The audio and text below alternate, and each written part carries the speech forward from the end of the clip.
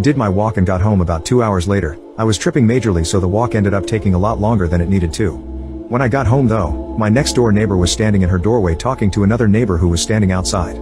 I tried to keep my head down because I couldn't handle any more human interaction, but she waved at me and said bonjour, so I instinctively returned the bonjour and got inside my house as fast as possible. When I got in, I started freaking out straight away because I realized that I'd just become French and now 2 of the neighbors think I can't speak any English.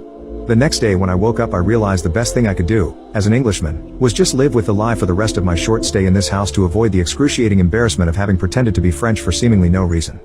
Fast forward 10 months, I still live here, and at this point I'm in deep. My life on this street is a web of lies. I've perfected my French accent, and over the course of 10 months Frenchman has learned a decent amount of English so he can hold a disjointed conversation. I'd gotten to know the neighbors pretty well, and I was the nice quirky French guy on the street.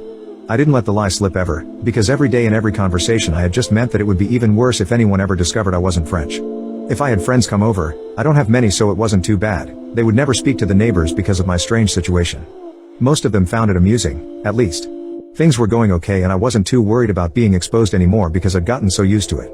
I'm not home that much, and when I am, I rarely leave the house for any reason, so I only had to do it for maybe 5 minutes a day when I was out on my street.